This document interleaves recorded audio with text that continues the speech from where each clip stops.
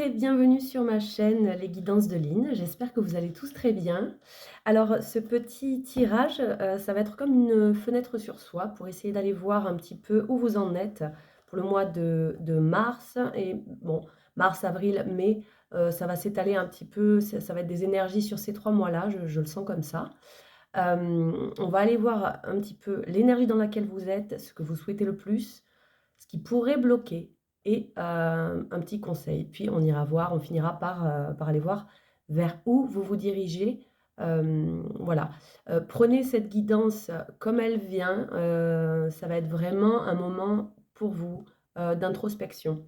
On va aller voir ça avec ces 3 jeux-là, donc l'Osho, la sagesse divine des animaux et l'oracle de la voix des âmes. C'est parti pour le signe des lions en solaire ascendant lunaire vénusien pour la période de mars à mai 2024. N'oubliez pas d'aller compléter cette guidance avec vos autres signes pour avoir une lecture davantage complète. C'est parti. On ira voir avec 3 jeux. Pour les lions, c'est parti. La situation qui a besoin d'être mise en lumière. Le respect. On va aller voir, je vais tirer toutes les cartes, puis on ira voir ensuite ce que vous souhaitez le plus. Les lions, ce que vous souhaitez le plus.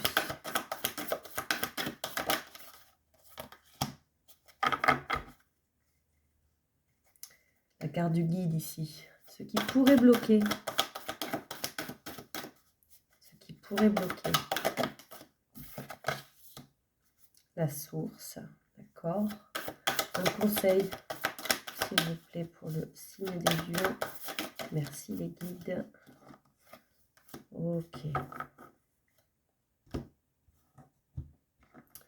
On va aller voir avec la sagesse divine des animaux, le pouvoir, le respect.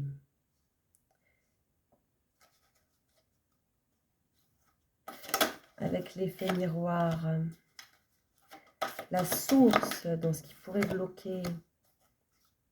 Et oui. L'aide, un conseil s'il vous plaît. Hop là, l'observateur, le faucon pèlerin. Très bien.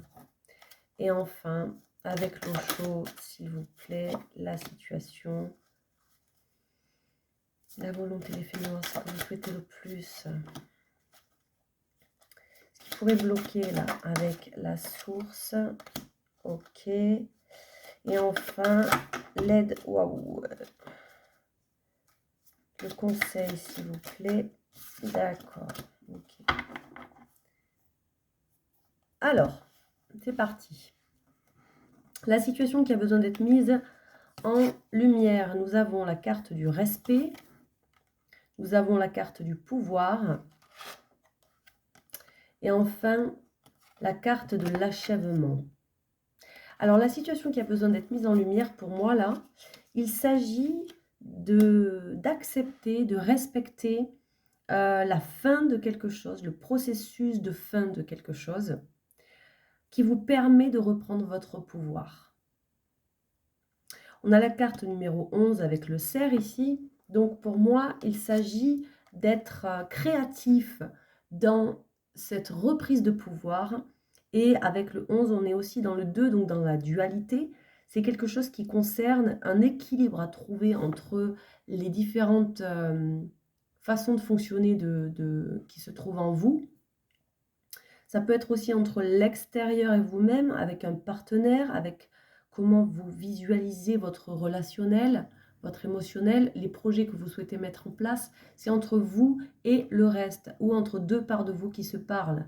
Ça peut être entre vos peurs et les rêves que vous avez, vous voyez. Là, on est en pleine reprise de pouvoir. Pour moi, il y a eu quelque chose où ça nous demande d'apprendre à nous respecter à nouveau. Alors, c'est se respecter soi, oui, mais c'est aussi respecter le temps que prennent les choses. Ok? Pour moi, on est là-dedans, là, pour les lions.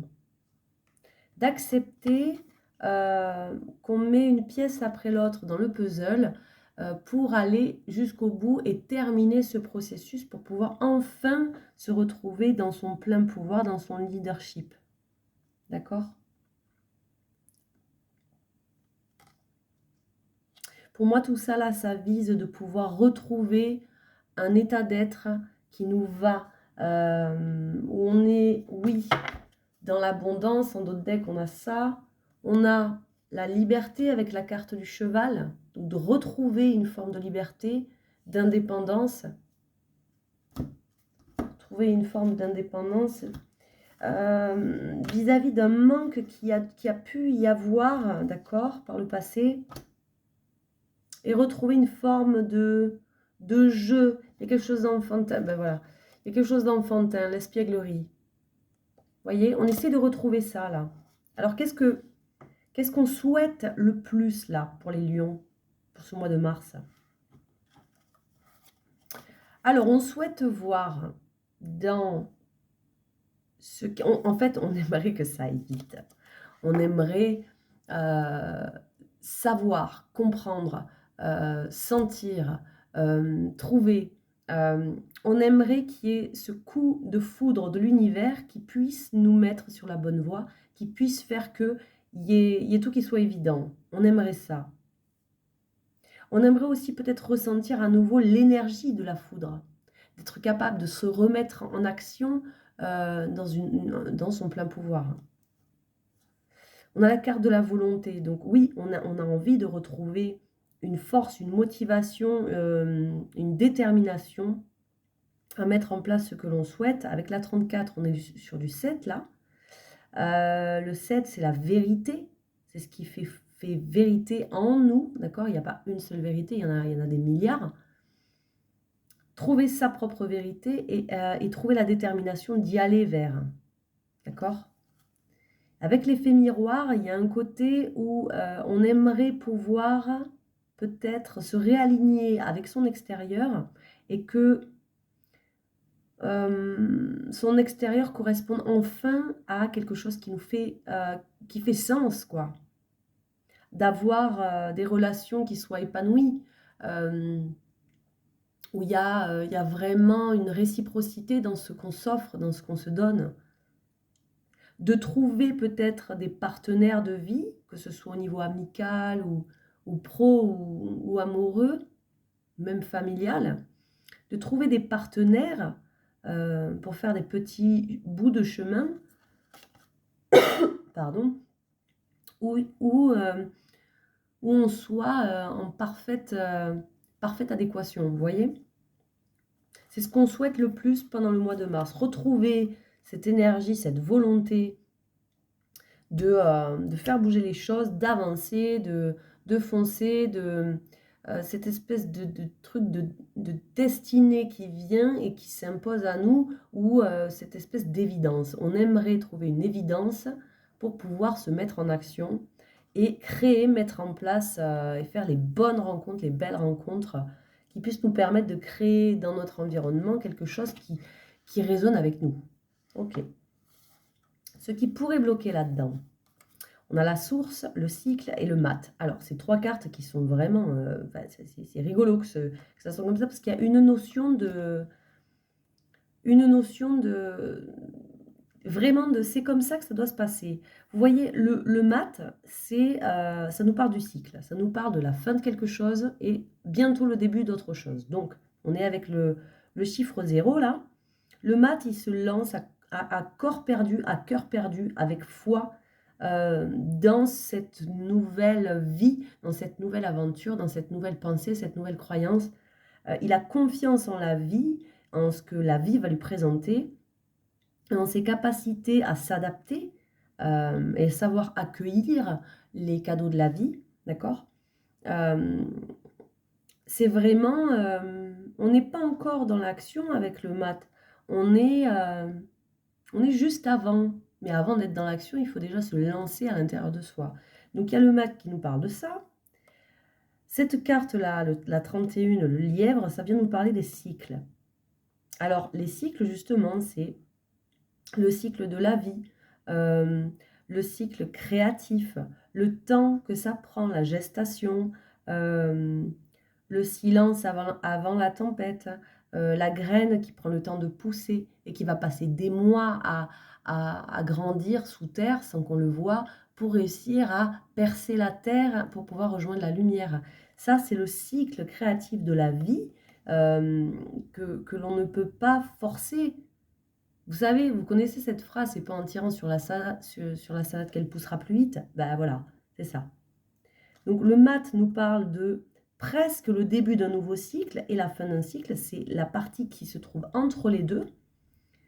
Ici, ça nous parle encore une fois de cycle. Et la source, qu'est-ce que c'est la source? C'est la source de la vie, c'est la source qui se trouve en nous, c'est la source dans laquelle on va puiser pour les nouvelles idées, pour se réinventer. Donc là, on nous parle 3 fois de ce cycle, de cette force intérieure créatrice, de la force créatrice avant de mettre en place ce nouveau cycle. C'est quelque chose d'abstrait, on n'est pas dans le concret là. Donc pour moi, ça nous parle vraiment d'une foi intérieure, d'une perception des choses, d'un positionnement à l'intérieur au niveau émotionnel et au niveau de l'espoir et de la foi que vous avez vis-à-vis d'un nouveau cycle. Ça peut bloquer. Parce que tout part de là. Absolument tout. Donc là, pour moi, si ça peut bloquer, essayez de faire attention à comment vous visualisez votre avenir. Accueillez ce qui est là où vous en êtes et voyez ce que vous pouvez mettre en place aujourd'hui dans l'instant présent. En y croyant. 3 fois, ça nous parle de ça. La question, c'est est-ce que vous croyez à nouveau en votre abondance? Je galère à parler, mais c'est pas grave. Ok, la suite. Le conseil qu'on vous donne. Osez demander de l'aide. Osez tendre la main. Osez demander. Osez aller la chercher, cette aide. Et elle peut se situer dans des endroits un peu improbables, hein. Ça peut être un médecin, ça peut être un kiné, ça peut être un psy, ça peut être un ami, ça peut être une toute nouvelle rencontre, une toute nouvelle connaissance. Ça peut être vos guides. Vous pouvez leur demander de l'aide, leur demander des signes, leur demander de vous apaiser. Bien entendu, ils sont là pour ça aussi. Ils sont là, ce sont vos guides. Les autres conseils, là, qu'on a, le lynx. Alors là, ça vient nous parler encore, on a le 2 ici, donc de la dualité, mais sur qu'est-ce qu'on dit, qu'est-ce qu'on ne dit pas, qu'est-ce qu'on nous a dit, qu'est-ce qu'on ne nous a pas dit, comment on nous dit les choses, où est la vérité dans ce qu'on nous dit, de prendre les mots avec pincette. Ne pas parler à n'importe qui, ne pas dire n'importe quoi. Si vous avez besoin de lâcher les émotions, choisissez bien votre interlocuteur, choisissez un confident en lequel vous avez confiance, qui ne va pas vous coller une étiquette après par-dessus. Vous voyez? Ça peut nous parler de ça. Trouver la bonne aide pour pouvoir raconter ses secrets. Avec la carte du faucon, là, ça vient nous parler... alors,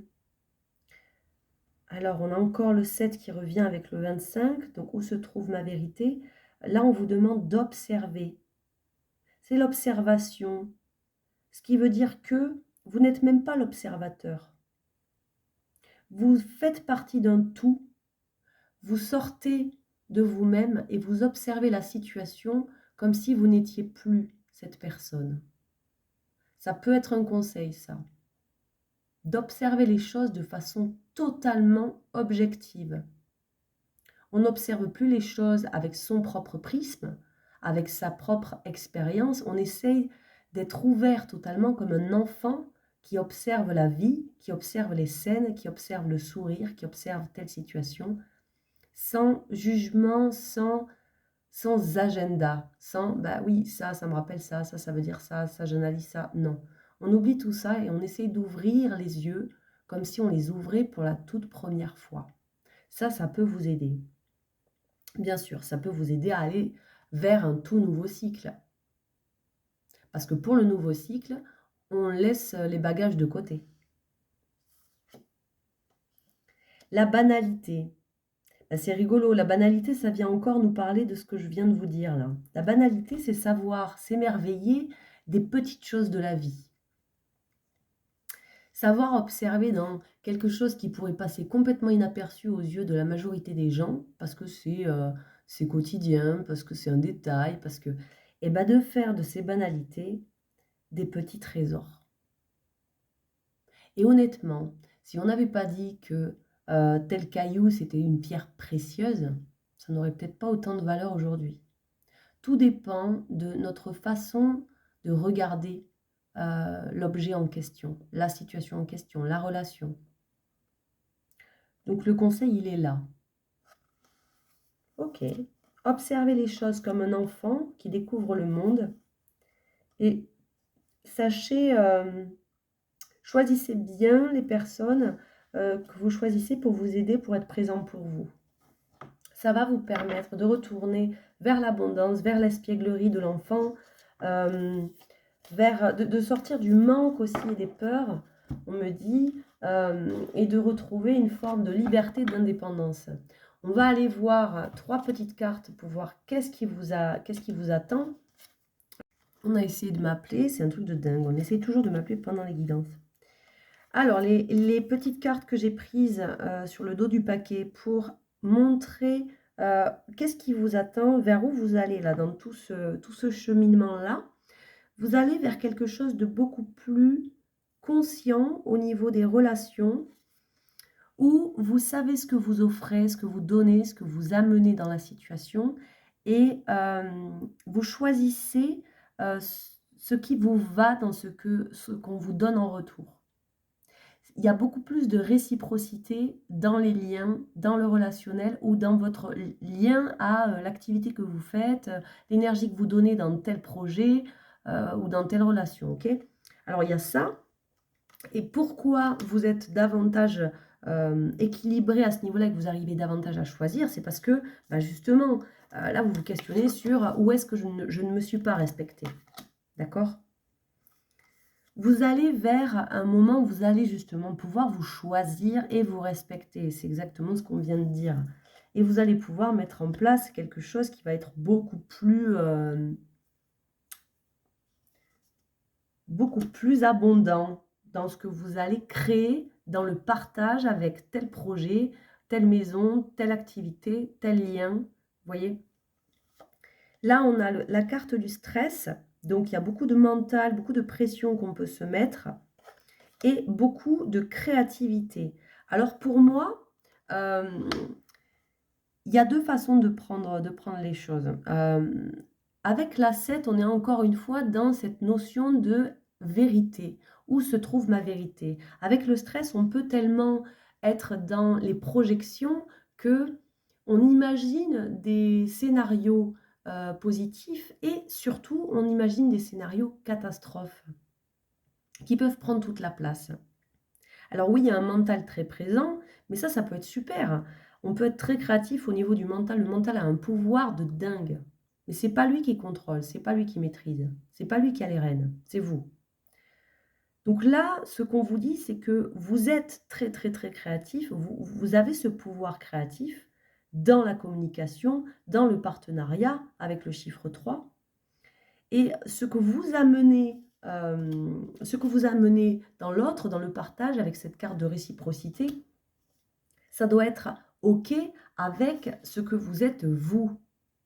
D'accord ? Donc oui, il y a un peu de stress, mais soyez créatifs pour sortir de ce stress. Pour mettre en place les situations qui vous vont. Allez voir qu'est-ce qui vous fait peur, qu'est-ce qui vous stresse, où est-ce que vous vous mettez la pression et soyez créatifs parce que oui, vous avez les solutions en vous pour dépasser tout ça dans ce tout nouveau cycle. Moi, je sens qu'il y en a beaucoup qui vont aller vers un état beaucoup plus enfantin. Mais il y a le mental qui essaye encore de venir grignoter un peu cet état de plénitude. Et c'est OK. Vous sentez les pensées vous traverser et choisissez de les transformer, ces pensées. Ne mettez pas un mouchoir dessus, ça ne sert à rien, reviendront au galop. Hein. Mais vous pouvez transformer les choses, justement pour pouvoir aller vers une meilleure version de vous-même. En tout cas, meilleure dans le sens où elle vous parlera davantage, cette version-là. Pour vous, elle sera davantage alignée avec qui vous vous sentez à l'intérieur, qui a besoin d'éclore dans un nouveau cycle. Ok. Ben on va s'arrêter là pour pour le tirage. J'espère que ça vous aura parlé. Merci de liker si ça vous parle. Merci de vous abonner pour recevoir les notifications des nouvelles vidéos. Je rappelle pour ceux que ça intéresse que je propose des guidances personnalisées. Vous avez mon mail dans la description de la vidéo. Je vous souhaite une excellente période et je vous dis à très bientôt.